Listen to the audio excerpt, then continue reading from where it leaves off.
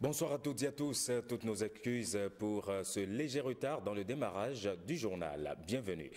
La Fondation Claudine Talon lance officiellement ses activités. C'est au cours d'une cérémonie qui a connu la présence d'éminentes personnalités aussi bien nationales qu'internationales. Un lancement qui s'est déroulé au siège de la Fondation Claudine Talon à Cotonou. Le reportage est signé William Choki. Elle a démarré ses bonnes œuvres au Bénin depuis juillet 2016. Aujourd'hui, elle lance officiellement ses activités. La Fondation Claudine Talon, ses 6 valeurs humaines, 6 valeurs de vie orientées vers la mère, l'enfant et les exclus de la société. C'est un défi de taille et nous avons donc choisi de nous concentrer sur 2 objectifs spécifiques afin d'avoir un impact important. Ces objectifs sont améliorer l'accès aux soins de qualité pendant la grossesse et l'accouchement, améliorer l'accès à l'eau potable et améliorer les conditions sanitaires. Faire acquérir aux élèves des compétences de vie courante visant la prévention des maladies liées à la mauvaise hygiène. Mobiliser les parents et les familles pour une participation communautaire impliquant les enfants eux-mêmes. Mettre fin à la discrimination, à la stigmatisation constitue aussi un cheval de bataille pour la Fondation. À ce niveau, Michel Sidibé, directeur exécutif de l'ONU-SIDA, reconnaît l'engagement de la Première Dame. Notre combat devrait nous amener vers l'autre, vers celui qui est exclu, vers celui qui a besoin de nous. Et c'est dans ce sens-là que cette fondation est née. Et je voudrais dire que ce nouveau leadership de ce pays, le leadership basé sur la rupture, j'adore ce mot, basé sur cette façon de vouloir amener une nouvelle dynamique basée sur une transparence, en même temps une obligation de rendre compte, une obligation de résultat. Je pense que c'est ce genre de leadership dont nous avons besoin dans notre continent d'aujourd'hui. Dans le rang des invités, il y avait l'ancienne première dame de la France, elle aussi présidente d'une fondation. Elle rassure sa consoeur de son entière disponibilité pour l'atteinte des objectifs de la fondation. Ma modeste contribution sera d'appuyer l'une de vos actions que je trouve formidable, à savoir celle qui consiste à aider les jeunes à avoir accès à la technologie. Facteur indispensable de développement, en offrant à la Fondation Claudine Talon 100 tablettes et ordinateurs pour équiper plus d'écoles à venir et également en aide aux mères qui doivent assurer le suivi scolaire de leurs enfants. La Fondation Claudine Talon est née pour corriger une injustice sociale, assurer une bonne santé pour la mère et l'enfant et aussi de l'eau potable aux populations démunies. La Fondation a démarré ses activités par le projet pilote amélioration de l'hygiène et l'assainissement dans les écoles au Bénin.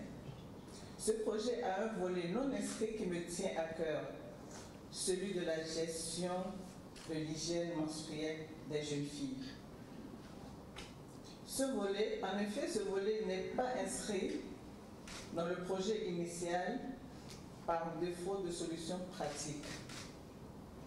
Mais après recherche et échange avec des partenaires, une solution est en train d'être trouvée.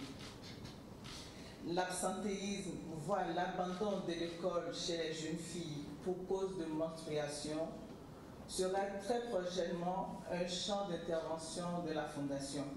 Après 6 mois d'activité, la Fondation a déjà touché 70 écoles pour la phase pilote avec 106 blocs de latrines munis de poses de lave-mains.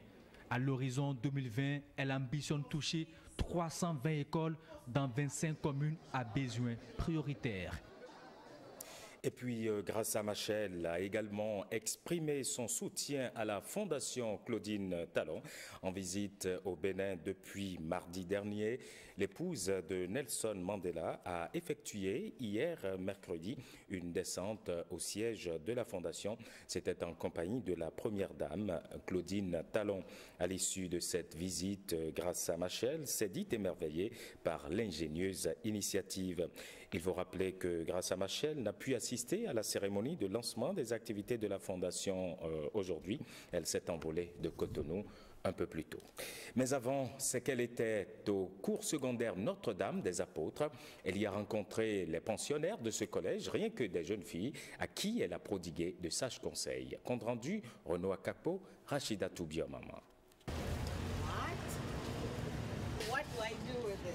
I have to do this. Okay, thank you. Au cours secondaire Notre-Dame des Apôtres de Cotonou, les élèves ont réservé à l'épouse de Nelson Mandela un accueil des plus chaleureux. C'est dans cette ambiance toute particulière, empreinte d'hospitalité, que les jeunes filles ont échangé avec leur marraine de circonstance. Dans le feu roulant des questions, les pensionnaires du Collège Notre-Dame des Apôtres ont voulu en savoir un peu plus sur le parcours de Graça Machel. Elles ont également évoqué des sujets aussi poignants que ceux liés aux pesanteurs sociologiques et aux conflits qui déchirent les familles, véritables freins pour l'épanouissement des enfants. Par la voix de leur porte-parole, les élèves du cours secondaire Notre-Dame ont exprimé quelques attentes. Votre démarche à notre endroit ce matin est noble. Ainsi, doit-elle davantage nous déterminer à prendre conscience de la dignité féminine et du travail bien fait. Également présent à cette rencontre, le ministre en charge de l'enseignement secondaire qui a réitéré l'engagement du gouvernement à faire de l'éducation des filles une priorité de tous les instants. Que ce soit en français ou dans la langue de Shakespeare, le message porté par Graça Machel en direction de ses filleuls de circonstance a valeur d'exhortation. J'aimerais que vous ayez à chaque fois en tête, parce que le pouvoir de savoir ce que vous voulez devenir, d'avoir en tête de réaliser vos rêves, quelles que soient les contraintes sociales ou matérielles qui vous entourent, est une puissance que vous devez toujours garder en vous. Graça Machel est diplômée en droit et fut ministre de l'Éducation et de la Culture de son pays, le Mozambique, de 1975 à 1989. Issue d'une famille modeste, pour qui l'ascension sociale passait par l'éducation, elle est persuadée que la jeune génération peut se prendre en charge et assumer son destin.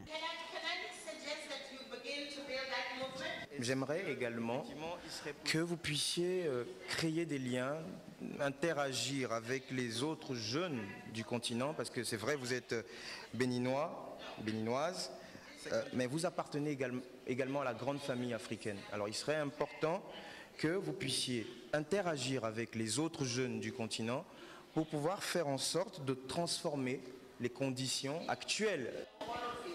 Graça Machel est repartie comme elle est venue, sous la clameur enthousiaste des jeunes leaders de demain, plus que ravis d'accueillir dans leur école une femme au grand cœur et une véritable icône pour les jeunes générations. Hier déjà, la veuve Mandela était à l'Office central de protection des mineurs. Graça Machel était porteuse d'un message d'espoir aux pensionnaires du centre. Le compte-rendu de cette étape avec Renaud Akapo et Jean-Claude James. À l'Office central de protection des mineurs, Graça Machel a touché du doigt les conditions de séjour des enfants placés en situation de transit. Ils sont plusieurs dizaines dans ce centre et les raisons qui motivent leur séjour humanitaire sont variées et diverses. À la faveur d'une visite guidée, l'épouse du héros de l'apartheid a apprécié le dispositif mis en place pour la prise en charge des pensionnaires et c'est en compagnie de la première autorité de l'Office. Votre présence témoigne l'affection que vous témoignez à l'endroit des enfants du Bénin, notamment les enfants en situation de vulnérabilité. Soyez vraiment remerciés. L'Office a comme engagement le respect des droits de l'enfant et s'attelle tous les jours à apporter un peu de bonheur à ces enfants qui se retrouvent avec nous. Et nous voudrions profiter de votre présence ici pour vous dire que nous comptons beaucoup sur votre appui pour mener le plaidoyer au plus haut niveau. La visite de Graça Machel à la brigade des mineurs n'est pas le fait d'un hasard. Elle a toujours lutté pour la protection des personnes les plus vulnérables, notamment les enfants. J'ai eu à travailler longtemps avec des enfants. J'ai travaillé avec des enfants, pas seulement sur notre continent, mais également en Asie, en Europe, en Amérique latine. Alors la réalité, c'est que de par le monde, il y a beaucoup de personnes qui se sentent concernées par votre bien-être et des personnes qui sont assez sensibles par rapport aux défis et des difficultés que vous avez pu rencontrer en tant qu'enfant. Alors il est très important que vous compreniez que vous n'êtes pas seul, que vous n'êtes pas délaissé, vous n'êtes pas seul face à votre destin. Alors nous sommes ici dans le cadre d'une mission et nous sommes très humbles et à la fois honorés donc, de pouvoir être ici dans le cadre de cette mission. Alors en réalité, c'est la première fois que je viens au Bénin et il se fait que cela coïncide avec ma venue dans ce centre et le passage au Bénin va être marqué donc, par ma visite ou la visite que j'ai effectuée dans ce centre et j'aimerais vous rassurer, vous assurer du fait que je ne vous oublierai jamais. Son combat en faveur du respect des droits des couches les plus démunies lui vaut une reconnaissance planétaire. Et cette descente n'est plus ni moins qu'un appel aux enfants de ce pays qu'ils ont une mère et une amie toujours engagées dans la défense de leurs droits. Autre volet de l'actualité, le Conseil national de lutte contre le sida est en pleine mutation, une innovation de taille. Il ne s'occupera plus uniquement de sida. Ses prérogatives vont s'étendre à d'autres maladies. Cette réforme a fait l'objet d'échanges ce matin entre 3 ministres du gouvernement et le directeur exécutif de l'ONU-SIDA. La rencontre a eu lieu au ministère du Plan et du Développement. Mylène Fanou, Koudous Abdoulaye et Daniel Ada. J'ai suivi cette réforme-là dans un certain... Un modèle unique dans la sous-région porté par le Bénin. Le Conseil national de lutte contre le sida prend en compte désormais d'autres maladies. Nous avons élargi l'éventail pour être plus efficace.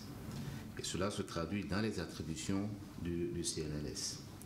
Cela se traduit aussi dans la composition du CNLS qui a été modifiée et dont le chef de l'État assure lui-même la présidence. Cette innovation n'écarte pas le Bénin de l'objectif primordial de 2030.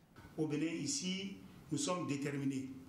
Le Conseil national de lutte contre le sida, qui traditionnellement s'occupait seulement du sida et des maladies sexuellement transmissibles, désormais va étendre ses prérogatives au paludisme, à la tuberculose et puis aux épidémies. L'efficacité dans la lutte contre le sida, c'est l'objectif visé par cette innovation.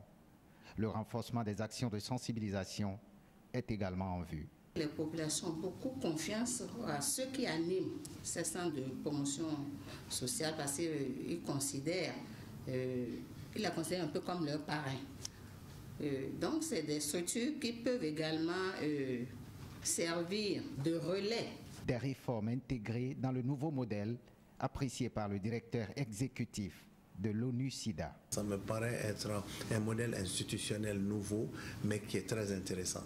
Qui est très intéressant parce que ça va réduire la fragmentation. De nouvelles dispositions qui renforcent le Bénin dans la lutte contre les maladies, notamment le VIH-Sida. Pour être plus complet, le CNLS réformé sera installé demain.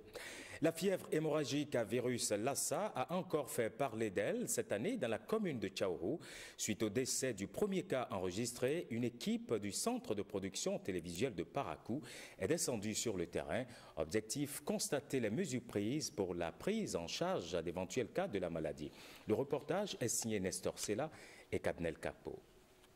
Nous sommes ici à Yamboa, c'est dans la commune de Tchaourou, un village frontalier avec le Nigeria. C'est en ce village que la victime de Lassa le 12 février 2017 qui est décédée, qui a été accueillie, et nous sommes avec le major qui a reçu cette première victime aujourd'hui qui n'est plus de ce monde. Nous confirmons effectivement que c'est nous qui avons reçu le premier cas, sinon moi. Lorsque nous avons reçu la victime le 11 passé, nous avons pris les constantes, nous avons constaté que effectivement elle a les symptômes. Nous avons fait les premiers soins. Après les premiers soins, nous avons référé la dame vers le service compétent qui est notre zone sanitaire hôpital Saint-Martin de Pampané. Malheureusement, elle n'est plus de ce monde, mais avec le médecin coordinateur zone sanitaire Tchaourou, nous allons comprendre les mesures qu'il faut adopter pour éviter de pareils cas à l'avenir. Premièrement, de se rendre automatiquement à l'hôpital dès l'apparition des premiers symptômes. Il faut éviter aussi la chasse des petits rongeurs. la chasse des petits rongeurs, c'est-à-dire les rats, les souris, parce que, comme on l'a dit, ce sont les réservoirs des virus. Il faut se laver régulièrement les mains à l'eau et au savon, même à la maison. Éviter au maximum de se serrer les mains. Et à l'endroit des formations sanitaires, une batterie de mesures s'impose pour éviter tout risque. Renforcer les mesures d'hygiène. Les mesures d'hygiène, c'est-à-dire se laver les mains à l'eau et au savon, mais aussi on peut utiliser les solutions hydroalcooliques, mais aussi traiter les habits des malades suspects avec une solution chlorée à 0,5%. Ces mesures sont déjà mises en place dans ce centre de Papané qui a enregistré le premier cas le 12 février dernier. Dans tous les services de l'hôpital, dans toutes les salles de soins et à l'entrée de chaque service, il y a un dispositif soit de distributeur du gel hydroalcoolique, soit de l'eau chlorée à 0,05%. Un traitement efficace contre la fièvre existe, mais à condition que le malade soit admis le plus tôt possible dans un centre de santé dès l'apparition des premiers symptômes, confessent les médecins de la zone sanitaire de Kaourou. Parlons à présent éducation. Les acteurs sont en concertation au programme l'analyse sectorielle de l'éducation vers l'emploi. Les 3 ordres d'enseignement sont concernés. Les travaux ont débuté ce jeudi dans les locaux du ministère de l'Enseignement supérieur et de la Recherche scientifique. Suivez ici les explications de Ghislain Pouguet et de Wenceslas Arouaimon. Quelle éducation voulons-nous donner à nos enfants dans nos écoles? C'est autour de cette question que se sont réunis les cadres des 3 ordres d'enseignement, des experts en éducation et enseignants. Ils sont invités à la suite du 2e forum de l'éducation à faire le diagnostic du système éducatif national. Le processus d'élaboration du plan sectoriel de l'éducation post-2015 a démarré. Nous sommes aujourd'hui à une étape, mais figurez-vous, et vous êtes d'accord avec moi, que plusieurs étapes restent encore à franchir. L'éducation doit être un ensemble de dispositifs qui accompagnent vers l'emploi. C'est sur cette base que ces acteurs du milieu éducatif sont appelés à travailler à la proposition de réformes qui permettent l'arrimage de l'éducation aux besoins du marché de l'emploi. Dans leur réflexion, ils prendront en compte des paramètres du financement de l'éducation nationale qui tournent autour de 28% des dépenses de l'État. Ils prendront en compte également le phénomène de la déperdition scolaire sans oublier la disparité du genre dans nos écoles. À terme, il s'agit d'arrimer le plan sectoriel de l'éducation post-2015 au programme d'action du gouvernement 2016-2021 avec comme cible à long terme 2030 pour l'atteinte des objectifs du développement durable. 6 semaines pour former quelques 24 jeunes venus de 4 pays du continent en technique d'entrepreneuriat agricole. C'est le fruit de la coopération entre le centre Songhai de Porto Novo et l'initiative régionale de la FAO pour l'intensification durable de la production agricole et le développement des chaînes de valeur. On retrouve Guillaume Avienou et Brice Ongbo pour plus de détails. 24 jeunes venus de la Côte d'Ivoire, du Mali, mais aussi du Kenya et de la Zambie pour une formation de 6 semaines au centre régional Songhai de Porto Novo. Une formation initiée par la coordination régionale Afrique de la FAO, l'Organisation des Nations Unies pour l'alimentation et l'agriculture, en vue de renforcer les capacités entrepreneuriales des 4 pays concernés. Vous êtes des pionniers. Vous êtes porteurs des germes d'une Afrique prospère qui se prend entièrement en charge et qui joue un rôle économique croissant sur la scène internationale. Il ne s'agit pas seulement de la sécurité alimentaire, il s'agit aussi de produire, de vendre. La FAO et le centre Songhai, son partenaire, veulent en effet outiller techniquement et moralement ceux qu'on considère déjà ici comme de futurs agrobusiness women ou agrobusinessmen. Le plus important, c'est vous. Ce n'est pas tout le monde. C'est seulement les gens qui ont cette capacité, qui sont dotés de connaissances, de savoir, de savoir-faire, de savoir-être. C'est ça le centre de cette formation. Pour les organisateurs de la présente formation, une fois retournés chez eux, Ces stagiaires devraient constituer des références en matière de production agricole dans un contexte de dérèglement climatique. Et pendant ce temps, le ministère de la fonction publique accompagne la promotion de la bonne gouvernance prônée par le gouvernement en place. Avec l'appui de l'ambassade de France, des inspecteurs de services et emplois publics ont été formés pour permettre à l'administration d'être un outil de développement. La cérémonie officielle de sortie des lauréats a eu lieu ce jeudi matin à Hôtel Azalaï. Francis Faton et Jean-Claude James y étaient. Première promotion d'inspecteurs des services et emplois publics. Ils sont 12 à avoir tiré leur épingle du jeu après 12 mois de formation à l'École nationale d'administration et de magistrature ENAM afin de contribuer à l'amélioration des performances de l'administration. Vous avez acquis des connaissances en contrôle des marchés publics, en audit organisationnel, institutionnel et financier, en règles de gestion des ressources humaines et j'en passe. Il vous appartient désormais de mettre à profit ces acquis et ces méthodes de travail dans nos structures respectives. Malgré les conditions de travail qui ne sont pas toujours satisfaisantes, mes collègues et moi-même prenons ici l'engagement de rendre visible, crédible et performante l'IGCEP.